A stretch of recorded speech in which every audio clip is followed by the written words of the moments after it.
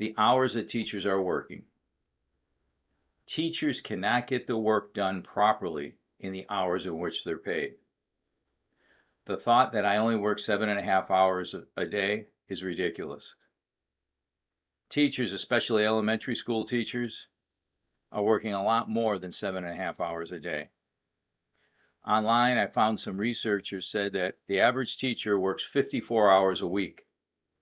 But I think that's low because I don't think they thought about the weekends. I know several teachers, especially elementary school teachers, that are spending time during the weekend getting materials and supplies ready and getting themselves mentally and physically prepared for the next week of lessons. So when you think, oh, the teachers have the summers off, isn't that great? Okay, yeah, that's great. But please also remember those teachers are not getting paid for those summers. The teachers at your schools are probably working well beyond the hours that they're paid during the school year. And they really truly need to get some compensation for that. Also, I will tell you that at the high school level, the amount of work that each course has varies greatly. When I started teaching in Florida, I taught electronics technology. It was a lab class. There was a lot of materials and supplies to get prepared. I had to order a lot of things. I had to collect lab fees from the students. It was a lot more work than when I ended teaching. The last 8 or 10 years, I taught computer science. It was all on the computer. No lab fees. I didn't have to buy 50 different types of materials, resistors and capacitors and integrated circuits, which are part of the electronics program. It was a lot easier to teach. Now, it wasn't as exciting for me, but boy, it was a lot easier to do.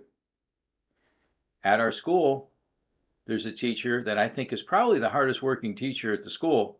He does get some supplements for what he does. He's the agriculture teacher. He's got to take care of the plants, the fish, the goats and animals year round. So when we go on vacation, somebody's got to still feed those animals. I honestly believe he has the most difficult job in the school because he has responsibilities that if they're not met, could be a really big problem and everyone would know about it. And he should get paid more. And I know he does get supplements, but they truly do not match the hours in which he is working to get things prepared, ready, and generally keep the animals and fish alive. And then you've got some teachers on the other side who are team teaching, or there's 2 teachers in the classroom. When there's 2 and sometimes 3 teachers in the classroom, one of those teachers can take off, use the restroom, go to the office, get things done, while the other watches the class. There have been times where one of those teachers would take the day off, go to a doctor's appointment, and never call in sick because he didn't have to because he had somebody else to cover the class. The same thing happens with administrators. Often administrators will be off campus doing something, doctor's appointment, oh, they're at a meeting. Right, they're at a meeting, but they don't use sick leave.